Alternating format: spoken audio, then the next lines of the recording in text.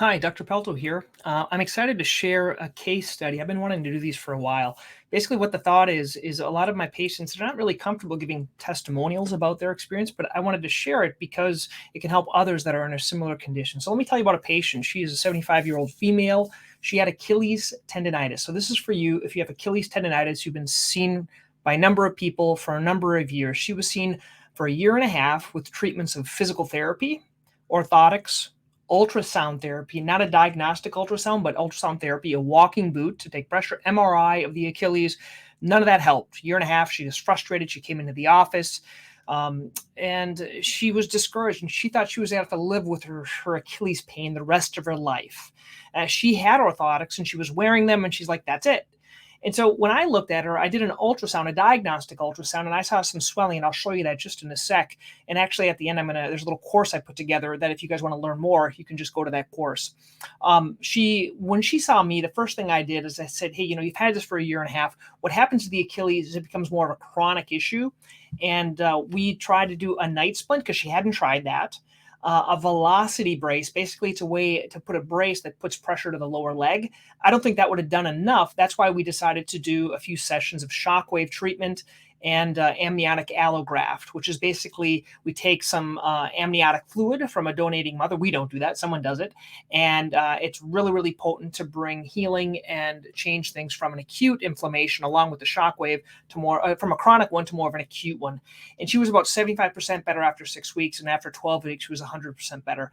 Once again, these results can't be for everyone, but this is this example of this patient. So she was really pleased. Let me go through this. Exactly where was her Achilles tendonitis? It was down here at the insertion region right here. She didn't have this thickness here. She had it at the insertion, and it was inflamed. And she also had a previous bunion. You can see here on her foot. She had the spur in the back of the heel. You can see right down here. And she had a spur. I don't think the spur was the issue because the spur we don't take off, but we were able to help her out. Her pain was right in this area. You can see here on this big ultrasound view, it's kind of hard to see, but basically this is the back of the heel right here. This is the Achilles tendon as it's coming down to insert into the heel. The black is an effusion or swelling. Another area of the spur and the black, and we can measure the thickness here. This is another area of black in there and another view. So she already tried some physical therapy. She tried foam rolling. She tried all these other things, good shoes, orthotics. This is the one thing she didn't try. This is called a velocity brace. It's one of the better ones, I think. Basically, it takes the pressure and puts it in the lower leg. For someone that doesn't want to wear a boot for a long period of time, a velocity brace is a good idea. We tried a night splint. She's probably done some stretching. I started some shockwave treatment. I tend to do this for patients if their pain is between a 5 and an 8. If it's really high, they can't really tolerate it, I'll put them in a boot or something else first. And it has this little bullet that hits back and forth, and it actually injures the area of the Achilles tendon insertion. It takes something that's chronically injured. Okay, chronic injury doesn't heal that well. It gets stuck. It was stuck there for a year and a half. I really injured it.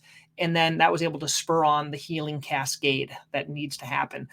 This is just kind of what happens. We have both radial and focused, and it does all this great stuff. I don't want to go into that right now. And then I also, because it's been so long for her, and I saw those little black areas, I injected it with this amniotic cells. So basically, we injected it into the area of. So if you guys found this helpful, there's a little Achilles tendonitis course that I'm going to put a little link up here that you can learn more. It's going to go through everything. Actually, if you'd like me to, I can show you what's in there right now since I have some time. So bear with me here. You're gonna laugh at me for this, but this is the course. This is the website, and you can download the book on Achilles tendonitis.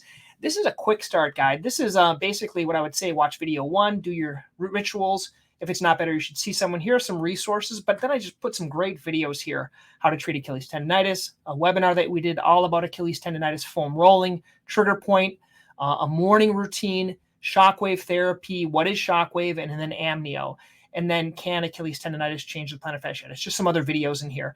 And then there is a link down here to resources on Amazon if that's helpful. So once again, I hope this was helpful for you guys. Let me know what you think. Post your comments underneath here, and please download this course. Once again, everything is free. It's just fun. I provide this to my patients, and so I want to give it to you guys.